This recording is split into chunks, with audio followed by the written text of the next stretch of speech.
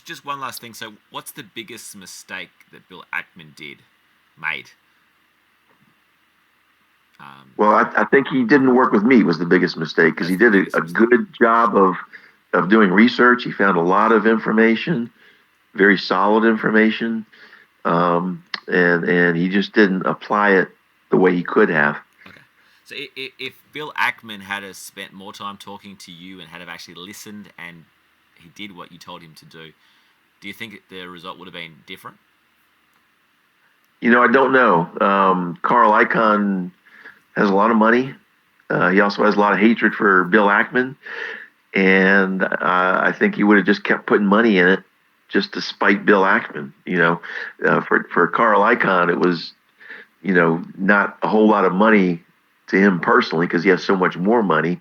He had so much more hatred of Bill Ackman that he was willing to do anything, literally anything, to keep Herbalife going. And so I don't know how it would have turned out. I mean, it's interesting to contemplate, if the FTC would have taken the input that I had through Bill Ackman. It's hard to predict that, but certainly I think it would have been much better, because Robert FitzPatrick did not do much, because he's into this endless chain nonsense, which it's just stupid talk. Yep. But that's his thing. That's what he's built his anti-MLM career on, is this saturation endless chain business, which just does not exist. Yep. And so who knows what would have happened, but I think it would have been certainly a more of a contest, to put it that way. Yep. Herbalife is a company that sells nutritional supplements and weight loss products through a network of 3.1 million salespeople. Thanks to hedge fund manager Bill Ackman, Herbalife is currently fighting for its life.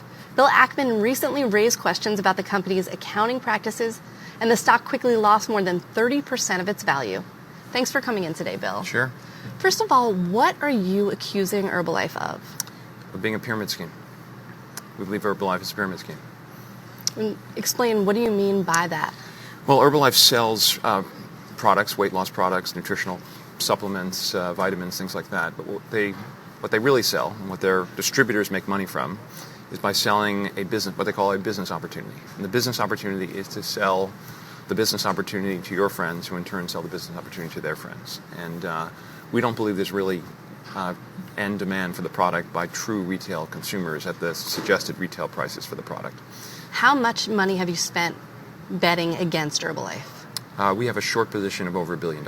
It is illegal to run a pyramid scheme. It's much like a chain letter. If you remember, as a kid, you get a letter in the mail and it says, well, send 10 cents to the 6 people on the envelope who came before you, and in 3 weeks you'll have $1,000. The problem with endless chains, the problem with pyramid schemes, is that it requires an enormous number of recruits at the bottom to feed the people at the top. And inevitably, the people at the bottom lose money, and only the people at the top make money, and it's not a legitimate business. And as a result, it's inherently fraudulent. So what has the Federal Trade Commission said about your accusations? They've said nothing publicly at this point. We have not met with the FTC. We are going to endeavor to do so, but I expect they will take this quite seriously. I mean, I've never before stood up and said a company's a pyramid scheme. I'm much better known for taking stakes in big companies like Canadian Pacific. We're a large shareholder of the second largest railroad in Canada, large shareholder of JCPenney. We're working with that company on transforming its business. That's what I spend most of my time doing. But as part of my work as a traditional investor, I came across this company, and I found it really remarkable in a bad way. But a tiny fraction of 1% of the people here make a real living from working with Herbalife. But what if the government 93% make nothing? Doesn't agree with you? What if they investigate, don't find anything? Doesn't the company has been around for 32 years. That won't happen. What other catalysts could cause the company? You've said in the past that it would go to zero. What is the catalyst? The catalyst here is several-fold. Pyramid schemes depend on the confidence of their distributors, because distributors have to write big checks to become sales leaders. You've got to spend $3,000 or $4,000 just on the product. Okay, you got to buy an inventory of the product, a large amount of product, in order to qualify to get commissions.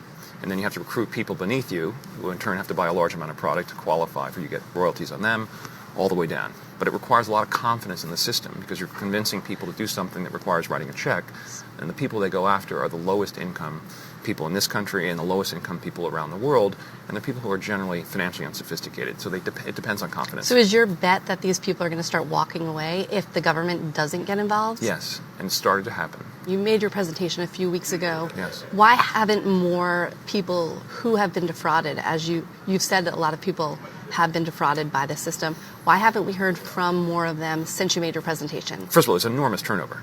90+%. They used to disclose the number, but over 90% of the people quit within a short period of time. So they have to constantly refill the system with new victims, as we describe it.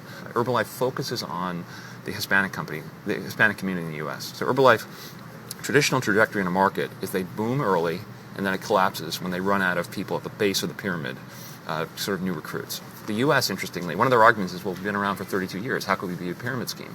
The answer is they've gone from country to country to country. They're now in 87 countries. And, you show up and particularly to a financially unsophisticated person, this sounds like a great idea. And if you're unemployed, this is an opportunity for you. Bill, as you said, they have been around for 32 years. Yes. If the company just keeps on going along as it has been, sure. How long are you willing to wait and sit on this bet? We're not sitting. Okay, we're shouting from the rooftops. They've never had someone like me prepared to say the truth about the company. So how long are you willing to wait on your short position? I'm going to the end of the earth. So okay? What if it's 3 more years, 5 more years? If the government comes out and determines this is a completely legal business, then I will lobby Congress for them to change the law. I had a moral obligation. If you knew that Bernie Madoff was running a Ponzi scheme, and you didn't tell anyone about it, and you allowed it, and it went on for 32 years. So you find this very analogous very to much so. Bernie Madoff? A pyramid scheme is a modern-day version of a Ponzi scheme. It's more sophisticated in that they hide the sort of Ponzi features of it, if you will, around a product.